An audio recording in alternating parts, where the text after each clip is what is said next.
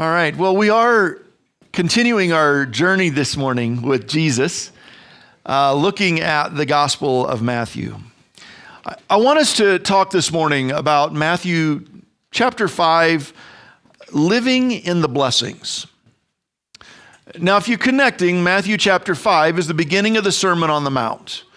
And the blessings are not always what we think of when we think of blessings. But we're going to talk about that this morning. But a discussion question as we get started.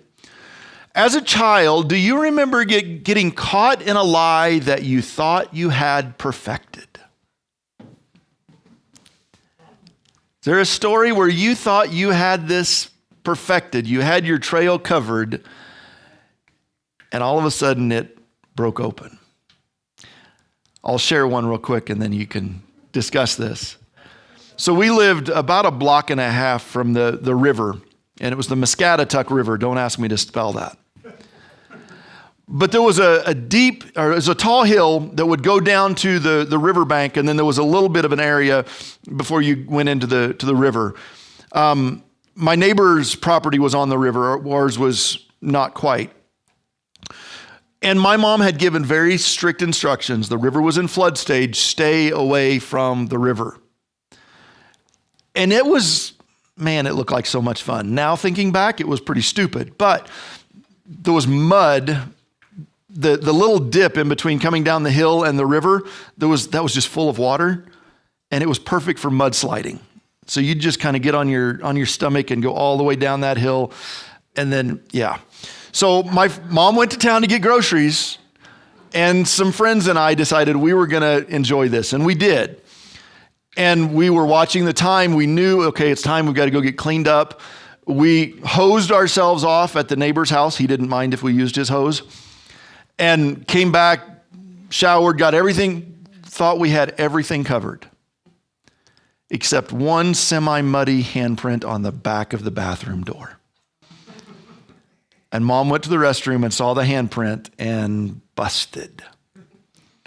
Go ahead and talk at your tables. Do you have an example? You thought you had it perfected and then it blew up on you.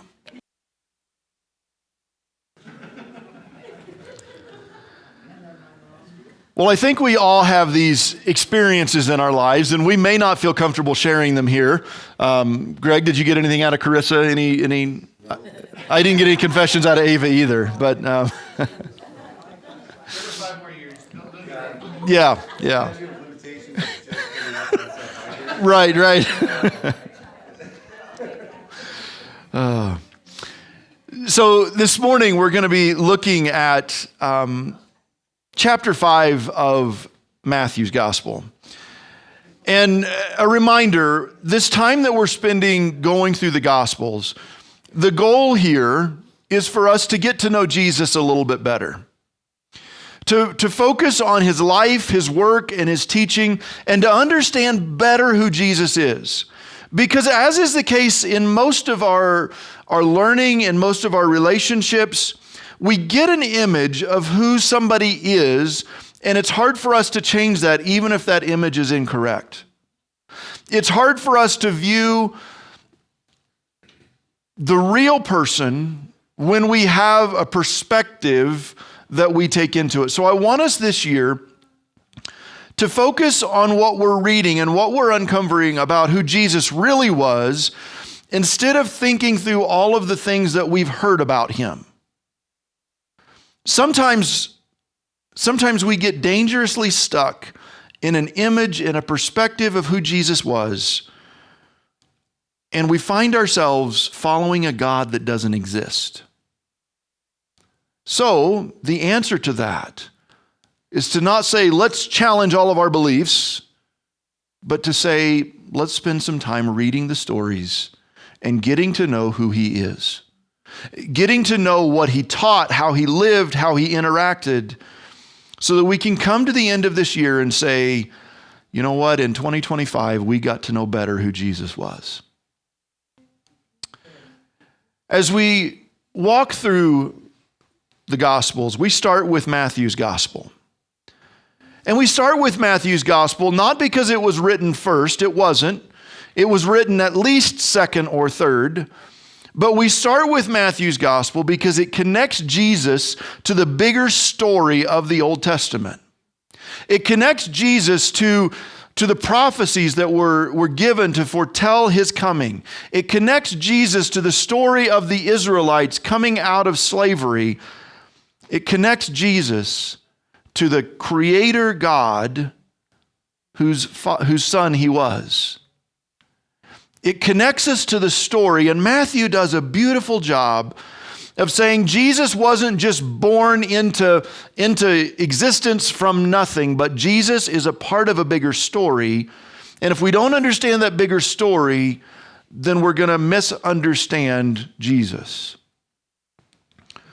Last week we talked about that a little bit, and we'll talk about that a little bit more this week. But Matthew writes his gospel to connect the dots. Matthew writes because everybody was confused by the crucifixion.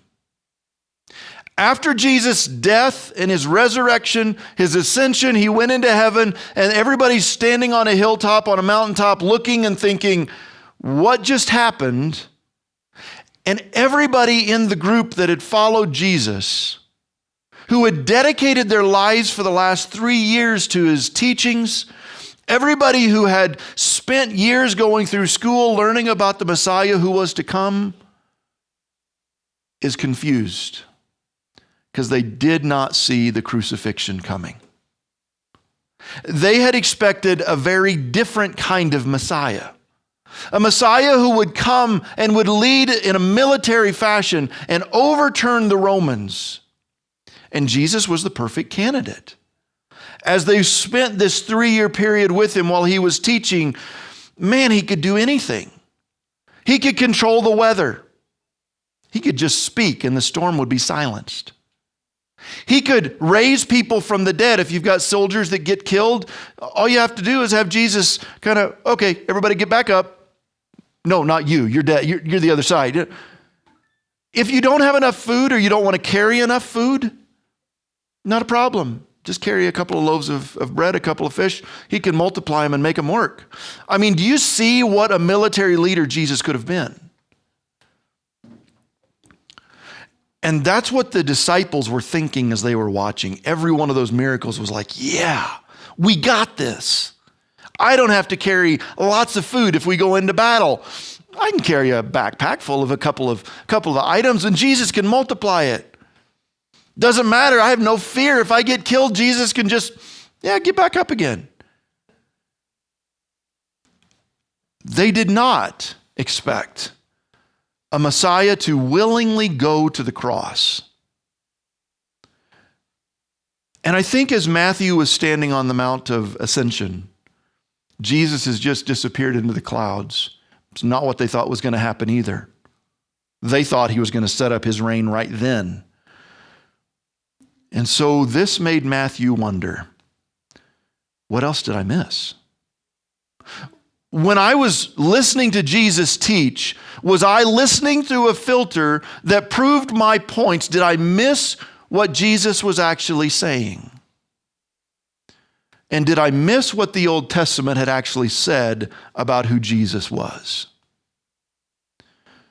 And so Matthew spent the next decades studying the scriptures, studying the Old Testament, which was the only scriptures that he had available to him, studying the books of the law, the books of Moses, and studying the prophets, and trying to connect the dots to say, was this really what Jesus was supposed to do? Did we miss the point the entire time Jesus was with us? Has our community of faith, the Jewish community, missed the point for generations? Were we looking for God to do something that God wasn't saying he was going to do? And so Matthew spent, we guess, 20 to 30 years in between the time that Jesus ascended before he wrote his gospel. It wasn't time wasted. It was time studying. It was time talking to one another. It was time talking to people who were smarter than he was and saying, help me understand who Jesus really was. Help me understand what the scriptures were actually saying. And then after Mark starts writing his gospel and Mark puts that out there, Matthew's like, oh, Mark, you missed it all. You got some good stuff in there. There's some important stuff that Mark talks about, but he missed a lot of stuff. And Matthew says, okay, here's my outline, the Gospel of Mark. That's my outline. Let me fill it in. Let me connect dots from what Mark is saying Jesus did to what happened in the Old Testament, what was prophesied, and to what Jesus actually taught. So there are a lot of dots that Matthew writes to connect. He writes dots that were in the narrative of the Old Testament. So the Old Testament story, the story of the Israelites being brought out of Egypt, out of slavery. I don't know if you remember, but last week we talked about the fact that Jesus, after Herod went psycho, went to Egypt. And so there's this connection in the story of, well, the Israelites came out of Egypt, but so did Jesus. And then there's this time of wandering in the wilderness. The Israelites went through the waters first, they went through the Red Sea, and then they wandered in the wilderness. And Matthew tells us, well, Jesus kind of did that too. He went to John the Baptist to be baptized, and then immediately he went to the wilderness for 40 days to be tested. So there's this connection of coming out of Egypt, of going through the waters, of coming into the wilderness, and then eventually coming into the promised land. And coming into the promised land, but not quite. Coming to the promised land, and the Israelites got really scared, and Jesus came to the promised land and said, I'm not scared, but you're not ready, so let's work on this a little bit. And then Matthew positions what we call the Sermon on the Mount as the culmination of the journey of Jesus from Egypt through the waters into the wilderness and then to the point of the covenant. So for the Israelites, they came out of Egypt, they went through the Red Sea, they wandered in the wilderness, and then they came for 40 days, which is the same as Jesus did, and then they came to the Mount of Covenant, Mount Sinai. And Jesus comes up on the Mount of Olives. And in this Old Testament story, there is this connection of Sinai and the law of God. The voice of God verbally, audibly spoke to the people before the tablets were given. And in Jesus' story, Matthew tells us that Jesus stood up and spoke to the crowds. The voice of God speaking to the people. But here's where the story kind of breaks. Jesus doesn't just give them a new set of tablets. They already had enough laws. By the time that Jesus is speaking, the religious leaders had taken the original 10 Commandments and they had added to it and added to it and added to it to the point where instead of 10, they had 623. There were laws for everything. There were laws as to not only were you to honor the Sabbath, but laws as to say how far could you walk on the Sabbath and what could you carry on the Sabbath and what could you not carry on the Sabbath and what to do with you if they found you walking an inch further than you were supposed to walk. In the Sermon on the Mount, Jesus is not saying, let me give you more rules. He's saying, let me show you how these laws are supposed to transform your lives. One of the things that Matthew wanted to make sure that we understood from the Old Testament giving of the law to Jesus giving the Sermon on the Mount is that God's purpose in this had not changed. There was not a sense of God saying, here's what I wanted to hear, but y'all messed it up, so I'm going to change my plan and go over here and do something different. In fact, Matthew, and we're going to read it in a minute, records Jesus saying, I did not come to abolish the law, but to fulfill the law. I didn't come to wipe anything out over here. I came to say, let's bring it to life. And the point from the Old Testament covenant, the point to Jesus preaching the Sermon on the Mount is God connecting with his people. In the Old Testament, the sermon or the giving of the law at Sinai was viewed as a marriage between God and his people. The people were his bride and he was their bridegroom. And God, throughout the Exodus story, is connecting with his people, making himself known to them. And yet, even though he did everything to make himself known to them, over and over and over again, they walked away. And so God said, I brought you guys to me. I brought you to the mountain. And you missed it. So now instead of bringing you to me, I'm going to come to you. And Jesus became flesh and blood and walked among them. Jesus did not come to destroy. Jesus did not come to start over, but Jesus came to fulfill what the Old Testament had said. And Matthew has spent decades, when he writes this gospel, researching what does that statement mean? What does it mean for Jesus to fulfill the teachings, the law and the prophets? What does that mean? And Jesus also came to clarify, because they'd kind of missed the point on some things. And in the Sermon on the Mount, we're going to read a little bit, just snippets of this today, but he's going to say numerous times, you have heard it this way, but y'all missed it, and what I meant to say was this. So if you have your Bibles, we're going to jump around chapter 5, but we're going to start with verse 5, or verse 17. We'll come back to the beginning in a minute. Do not misunderstand why I have come. I did not come to abolish the law of Moses or the writing of the prophets. No, I came to accomplish their purpose. So let's jump ahead. You have heard it said that our ancestors were told, you must not murder. If you commit murder, you are subject to judgment. But I say, if you are even angry with someone, you are subject to judgment. If you call someone an idiot, you are in danger of being brought before the court. And if you curse someone, you are in danger of the fires of hell. It's not enough to just say don't kill somebody, because you can come awfully close to killing somebody and still not technically kill them. I mean, they walked off the cliff on their own. I just had a gun to their back. I didn't pull the trigger. Jesus continued and he said, you have heard the commandment that says you must not commit adultery, but I say anyone who even looks at a woman with lust has already committed adultery with her in his heart. You have heard it said that you've heard that the law says a man can divorce his wife by merely giving her a written notice of divorce. But I say that a man who divorces his wife, unless she has been unfaithful, causes her to commit adultery. And anyone who marries a divorced woman also commits adultery. You have also heard our ancestors were told, you must not break your vows. You must carry out the vows you make to the Lord. But I say, stop making the stupid vows. Don't say by heaven because heaven is God's throne. Stop making these promises that you're not able to keep. You have heard that the law says the punishment must match the injury, an eye for an eye and a tooth for a tooth.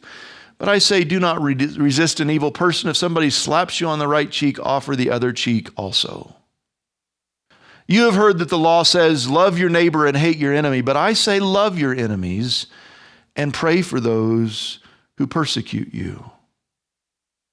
Do you get what Jesus is doing here? He's saying, you have heard it said, but you are so intent on following the letter of the law that you are missing the point. You have heard it said, do not murder. I say, don't hate people. That leads to murder. Don't get close to that. I've said, you've heard it said, do not commit adultery. Don't even lust after. Don't even try. You have heard it said, you can give a woman a divorce if she burns your meal. And you understand what Jesus is saying here is do not treat women like objects, because that's what you've turned this into. Anytime that a woman does anything offensive to you, you just throw her away and go get a new one. Hey, buddy, problem's you, not her. You understand, Jesus is saying you have followed the letter of the law and missed the point. And Matthew is trying to make sense out of all of this. Now, there's a lot that could be said on what I just read. Quite honestly, as I was working on this, it's like I could take a year and just be in the Sermon on the Mount. You probably don't want me to do that. I don't know that I want to do that. That's an awful lot of looking in and living something out. And we could spend a year talking about it and then a lifetime trying to apply it. And my goal is that we do try to apply it. But we get to squeeze all of this into 2 weeks. But I want us to think this morning about how life-changing this sermon is and was. This sermon was life-changing for Matthew. Matthew makes the statement when he's recording the story of the Sermon on the Mount that in the back of the crowd there were people listening, tax collectors. Matthew's a tax collector. It's Matthew's way of saying, I was in the back of the crowd listening to Jesus preach this, and it changed my world. Now, I want us to understand what a tax collector is. In our day today, the tax collector are those evil people that work for the IRS, and they're trying to enforce the laws that are set before us, and we do not ever want to talk to them, but they are governed by laws. They're trying to enforce the tax law as if they understand it either. But in Matthew's day, in the Roman world, tax collectors were not governed by laws. They were traders who saw a career opportunity of turning on your people to make a dishonest living. And the Romans were pretty smart about quelling uprisings against them. And they knew that if we want to collect taxes but not make people angry at us, we need to give the opportunity to some of their own people to get rich and become the hated enemy instead of making us the enemy. So the Romans would sell areas for tax collection. So Matthew happened to own a trade route by the Sea of Galilee. That was his area to collect taxes. He would pay Rome the money in advance, and then he would go and charge people to refill his coffers. And it was one of those situations where there was no governing control over how much tax collectors could collect.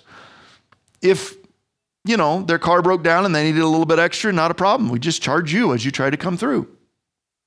If they didn't like the way that you looked at them, not a problem at all. I just double your taxes. And this is why the tax collectors are a level below sinners. And you'll see that throughout the Gospels.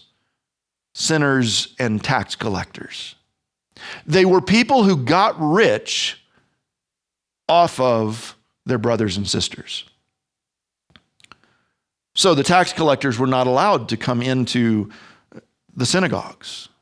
Tax collectors were not allowed to testify in a court of law. If somebody murdered someone in front of a tax collector was not considered a credible witness because they'd already sold out and were committed to dishonesty. And that's Matthew.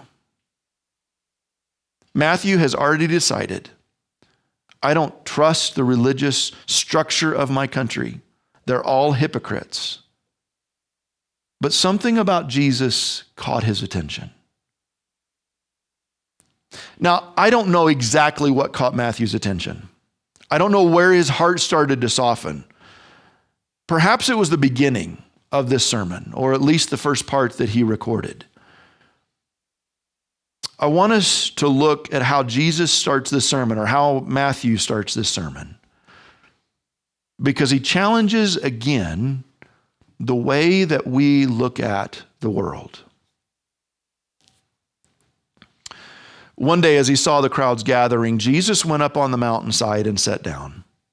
His disciples gathered around him, and he began to teach them. God blesses those who are poor and realize their need for him. for the kingdom of heaven is theirs. God blesses those who mourn, for they will be comforted. God blesses those who are humble, for they will inherit the whole earth. God blesses those who hunger and thirst for justice, for they will be satisfied. God blesses those who are merciful, for they will be shown mercy. God blesses those whose hearts are pure, for they will see God. God blesses those who work for peace, for they will be called the children of God. God blesses those who are persecuted for doing right, for the kingdom of heaven is theirs. God blesses you when people mock you and persecute you and lie about you and say all sorts of evil things against you because you are my followers. Be happy about it. Be very glad, for a great reward awaits you in heaven. And remember, they treated the ancient prophets the same way.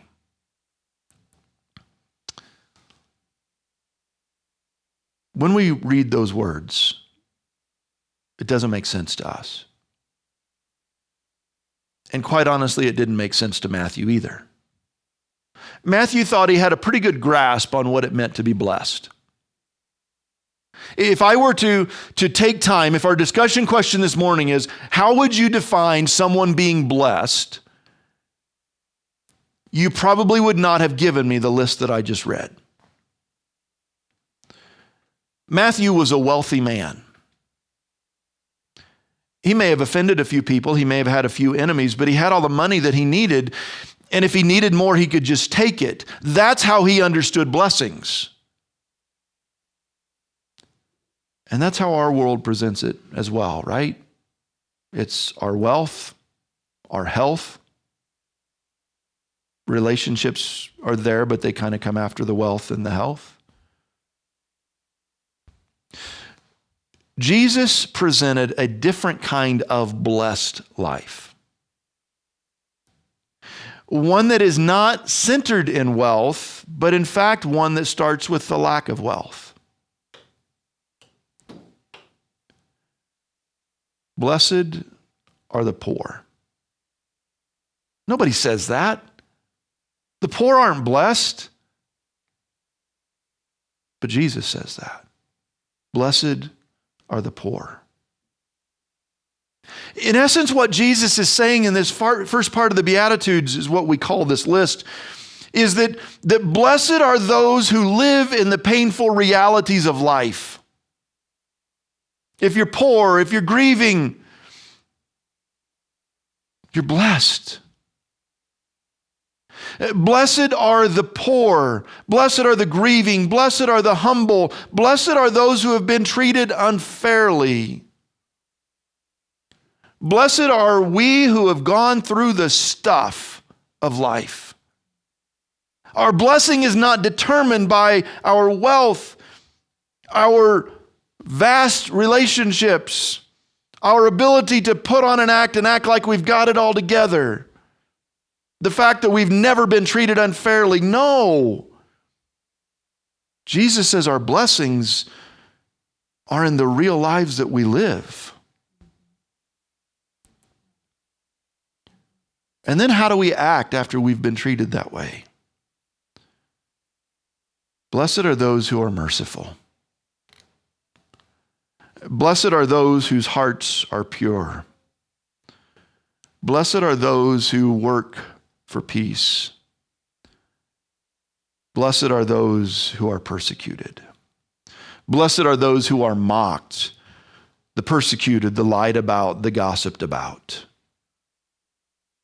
You find yourself in any of those categories? Anybody in this room ever been gossiped about? Anybody in this room ever been lied about? Anybody in this room ever been mocked? Yeah, we have. And then Jesus says something that just doesn't make sense. He says, be happy about it. Be glad. You will be rewarded. And remember, you're not the first one to be treated this way. They treated the ancient prophets this way.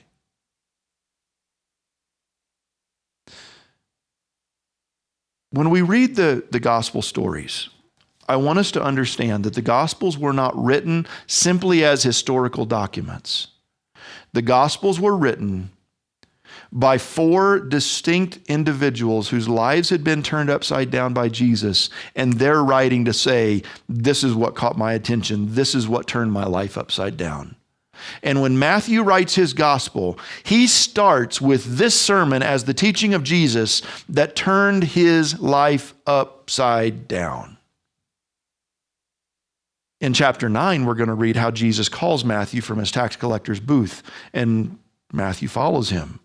But Jesus' call on Matthew's life does not come before the Sermon on the Mount, it comes after the Sermon on the Mount.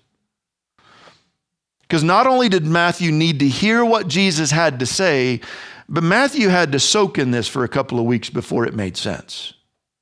And those of you who approach life from an analytical perspective understand that.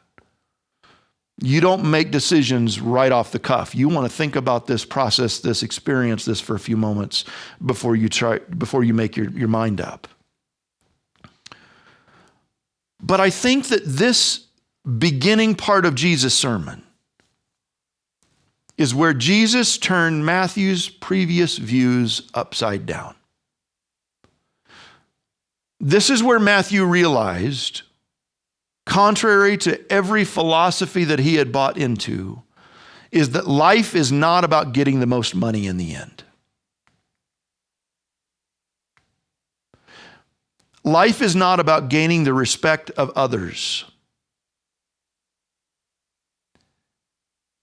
Life is about experiencing the blessing of walking with God in relationship, even when everything's falling apart around you. Even when you're poor, even when you're grieving.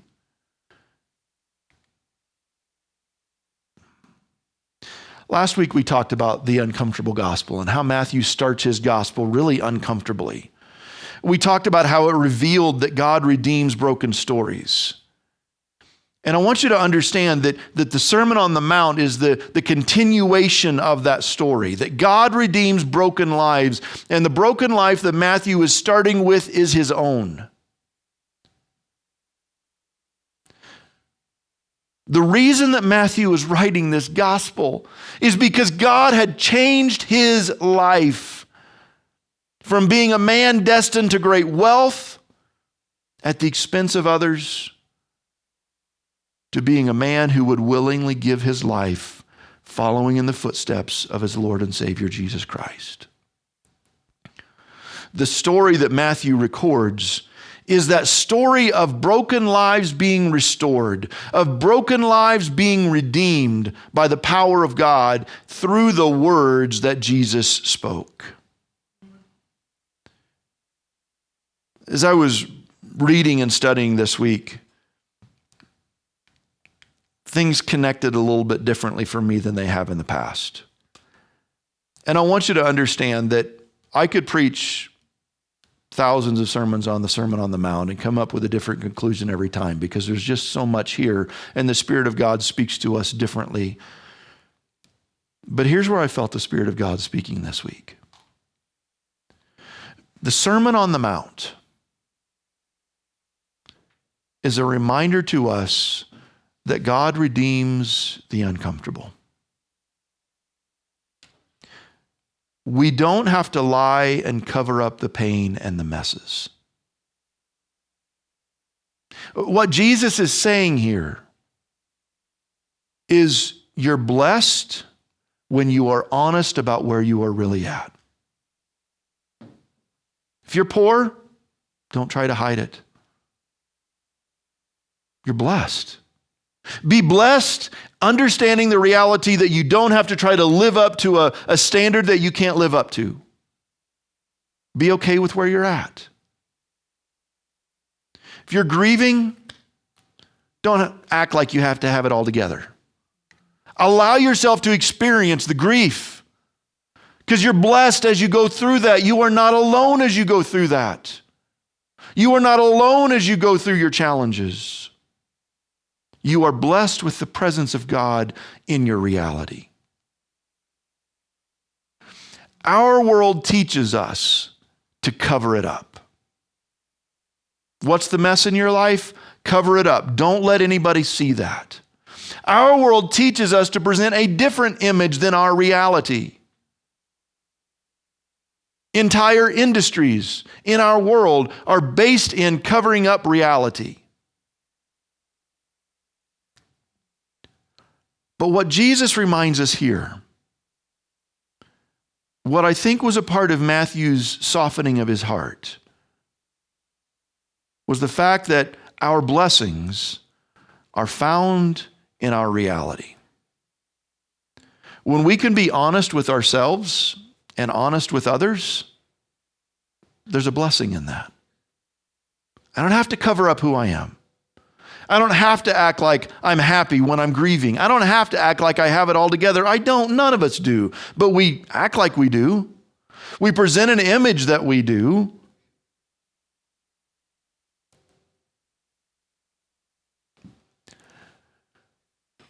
I'm going to say something that I want you to hear. Jesus cannot redeem a situation that doesn't exist. Jesus can't redeem a lie. So if we have stuff in our life that we want Jesus to redeem, we have to be honest about what that stuff is. Jesus cannot redeem a situation that doesn't exist.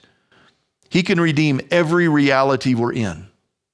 Every reality we face, he can redeem it.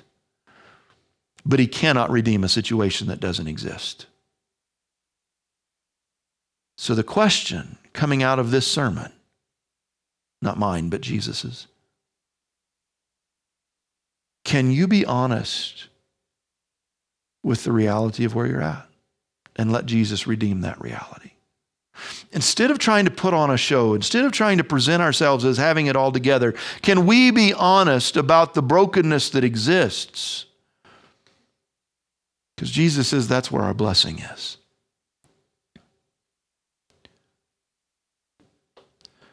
And as Matthew continues this story, he's conveying the message that Jesus invites us to come to himself no matter how broken we feel, no matter how much we've messed up.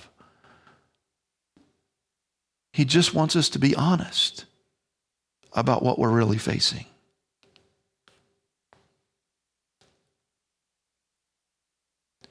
The message that God has been hitting me with personally for the past almost a decade now, it started December of 2014 for me,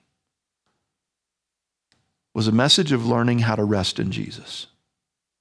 Instead of trying to figure it all out on my own, instead of being in control of everything myself, it's learning how to rest in him and let him take care of what he wants to take care of. And the first part of being able to rest in Jesus is being honest about who we really are. It's being honest about the realities we actually face. It's being honest about our actual need of him.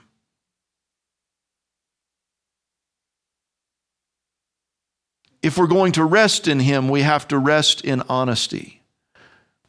I asked earlier about the lies that you've been caught in, that you thought you had perfected. You know, most of our tails got tanned when we were found out. Mine certainly did. But yet there's a sense of, I'm not carrying that weight of that lie. And sometimes there's value in being able to just be honest. Not trying to carry and cover up. Not trying to present something that doesn't really exist, but being honest. And you know, we can't rest in Jesus or in any relationship until we're honest. If there's something that we're not telling somebody, you can't rest in that relationship.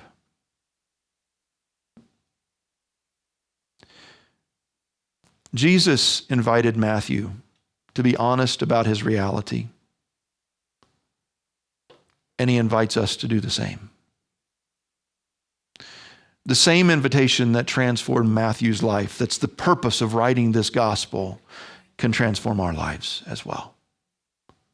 The invitation to come and follow Jesus, understanding the blessing of being honest about where we're really at.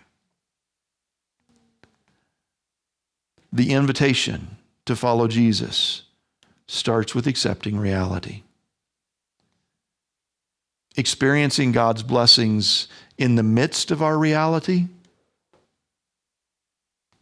and allowing God's grace to transform us. I think this is one of the hardest parts of resting in Jesus for me, is just accepting the reality that I don't have it all together. Because we all want to have it all together, right? We want to present that image. We have it all together. We're doing this. We're trying to start this, and God's blessing it. Everything is together. Everything is, and it's not that way. That's not life.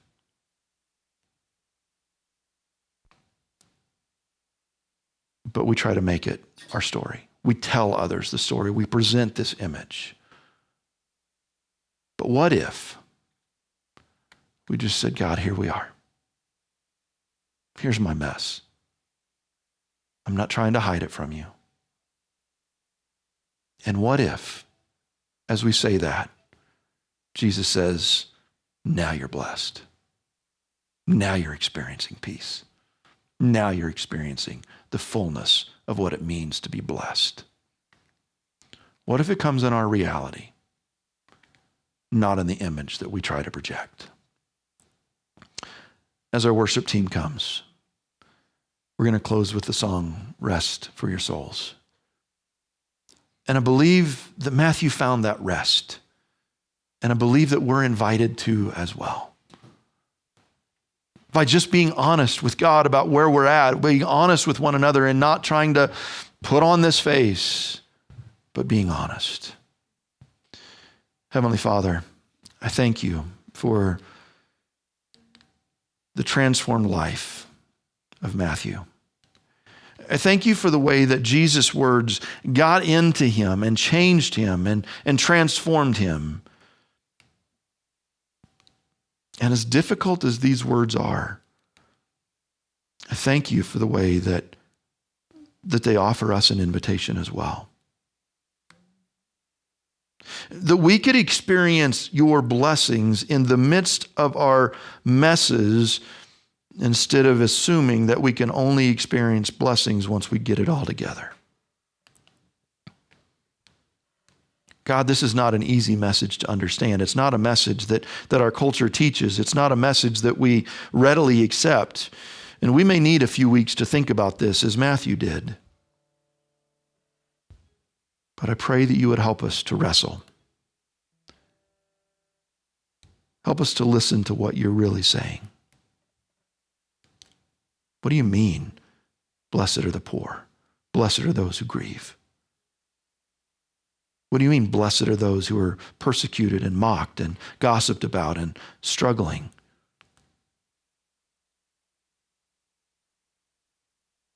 Help us to find rest in you, in the reality of our lives. And would you redeem the situations we're really in, instead of us trying to present an image of a redeemed life that doesn't exist? In Jesus' name we pray. Amen. Let's stand together as we close.